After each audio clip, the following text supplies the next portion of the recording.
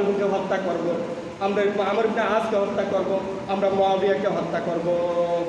এটা ওই খারিজ যারা বের হয়ে আসছে শিয়ারা, তারা এরকমভাবে এই ফয়সালা করছে, তারা এটা করছে আমরা এই তিনজনকে শহীদ করে দেবো, শহীদ করে দেবো। নাউজুবিল্লাহ।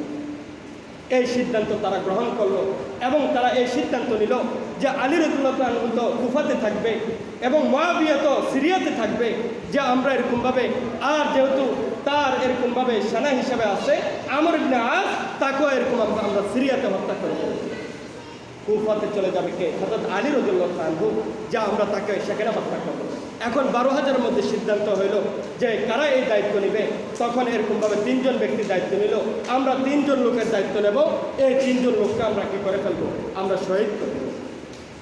প্রিয় হাজরিন, হযরত আলী রাদিয়াল্লাহু আনহুর ব্যাপারে দাঁড়াই গেলেন হযরত আলী রাদিয়াল্লাহু আনহু একদম ঘনিষ্ঠ যে আব্দুর রহমান ইবনে মুলজিম, যে একদম লাগালাগি ছিল, যে এরকমভাবে বলে না তোমার গাড়ির লগে যে দাঁড়া রয়েছে এটাই তোমার মূল আসল শত্রু, তুমি কি আর পাও নাই? তোমার লগে যে দাঁড়া রয়েছে তোমাকে এরকমভাবে আমাদের দেশের মধ্যে যে এরকমভাবে আমাদের হাদির সাথে তো চলছে, এই দোকানটা সারাই দিছিল। প্রিয় হাজিরিন, এখান থেকে শিক্ষা দেখেন যে লগে লগে চলতেছে এই মূলত আসল শত্রু। আব্দুর রহমান ইবনে মুলজিম ও সবসময় আলী রাদিয়াল্লাহু আনহুর পাশে থাকতেন। এই লোকে সিদ্ধান্ত নিছে যে আমরা এরকমভাবে আমি স্বয়ং আলী রাদিয়াল্লাহু আনহুকে হত্যা করে ফেলব। নাউজুবিল্লাহ। সে এই কথার সিদ্ধান্ত নিয়ে নিয়েছে। কোথায় হত্যা করবে? কুফাতে। প্রিয় হাজিরিন, হযরত আলী রাদিয়াল্লাহু আনহু এরকমভাবে, প্রিয় হাজিরিন, যে এরকমভাবে 40 হিজরিতে 17 রমজান মাসের 17 তারিখে ওনাকে এরকমভাবে শহীদ করে দেওয়া হয়েছে।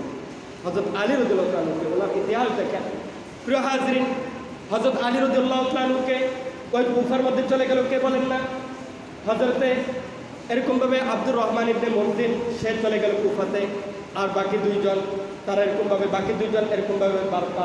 বারকা নামে একজন, আরেকজন হলো আমর ইবনে বকর। এই 3জন এরকমভাবে ফয়সালা নিচ্ছে, তারাই কি করবে? তারাই 3জনকে হত্যা করবে। সবাই এই সিদ্ধান্ত নিল, তারা কুফাতে চলে গেল।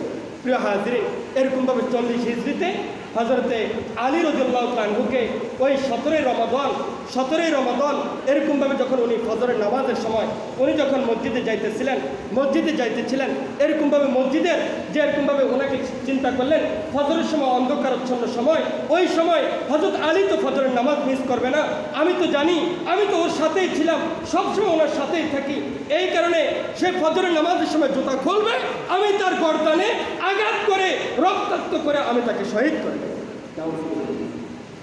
প্রিয় হাজিরিন, 17 রমাদান ফজরের সময়, অন্ধকারাচ্ছন্ন সময়, ওই সময় হযরত আলী রাদিয়াল্লাহু আনহু যখন জুতা খুলতেছিলেন, ওনার চেহারাটা কোন দিকে থাকবে বলেন না? নিচের দিকে থাকবে, যে এরকমভাবে ডান পা দিয়ে ঢুকতে হবে। আমাদের সাহাবায়ে কেরাম, আমরা তো এখন আমলগুলো জানি না, আমরা তো সুন্নত অনুযায়ী ঢুকতেও পারি না, বের হতেও পারি না। ভালো জায়গাগুলোতে কীভাবে ঢুকবো এবং খারাপ জায়গাগুলোতে কীভাবে ঢুকবো, রাসূল সাল্লাল্লাহু আলাইহি ওয়াসাল্লাম আদর্শ একমাত্র সাহাবায়ে কেরামরাই জানতেন। হযরত আলী রাদিয়াল্লাহু আনহু যে এরকমভাবে মাথাকে নিচু করছেন, জুতাটা খুললে এখন ডান পা দিবেন। ওই সময় হযরত আব্দুর রহমান ইবনে মুলজিম সে এরকমভাবে মাথার মধ্যে আঘাত করলো, আর সাথে সাথে মাথার মধ্যে আঘাত করলো, আর সাথে হযরত আলী রাদিয়াল্লাহু আনহু নিচে পড়ে গেলেন। প্রিয় হাজিরিন, ওকে মুসল্লিরা আটক করে ফেললেন, কারণ ও দৌড় দেওয়ার সময় হযরতে আলী রাদিয়াল্লাহু আনহু ঢুকতেছেন, এরকম তো আশেপাশে তো এরকম লোক থাকবে। প্রিয় হাজিরিন, তাকে আটক করা হলো, এরকম আটক করে তাকে এরকমভাবে হযরত আলী রাদিয়াল্লাহু আনহু যখন মৃত্যুর সময় বললেন যে এরকমভাবে তুমি আমাকে কেন আঘাত করলা, তুমি কেন আমাকে আঘাত করলা? বলতেছে, আমি এরকমভাবে তোমার জন্য এই তরবারিটা 1000 দিরহাম দ্বারা কিনছি, আমি তো তোমাকে মারবো, এই তরবারিটা আমি 1000 দিরহাম দ্বারা কিনছি, আর আমি তোমার 1000 দিরহাম দ্বারা কিনছি, আর 1000 দিরহাম দ্বারা আমি 20 কিনছি, 20 কিনা 40 দিন যাবৎ আমি এই তরবারিটার ভিতরে মালিশ করছি, আমি তোমাকে হত্যা করব এই নিয়তে আমি এরকম তরবারিটার মধ্যে 1000 দিরহাম দ্বারা আমি 20 কিনছি, আর এটার ভিতরে মালিশ করছি 40 দিন যাবৎ। হযরত আলী রাদিয়াল্লাহু আনহুর জন্য এই 40 দিন অপেক্ষা করছে,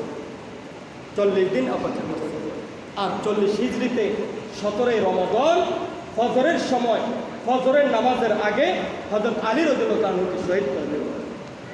প্রিয় হাজিরিন, বলেন না কারা শহীদ করছে? বলেন না এই শিয়ারা শহীদ করছে, এই খারিজিরা শহীদ করছে, যারা আজকে এরকমভাবে মাতম করে প্রত্যেকটা অলিগলিতে শহরে দেখেন আমাদের মুসলমানের সন্তানগুলোকে উস্কানি মারবে, তাদেরকে নিয়ে মাঠে নামবে, নামাজ পড়বে না, আজকে জুমার নামাজ পড়বে না, হাই হুসাইন বলে নিজেদের শরীরগুলোকে রক্তাক্ত করবে, আর বিল্লাবিল্লি করবে, আর কান্নাকাটি করবে, আর বলবে যে আমরা হুসাইনের আসল ভক্ত। এই কথা বলা তারাই হলো আসল শত্রু, তারাই হযরত হুসাইন রাদিয়াল্লাহু আনহুকে মারছে।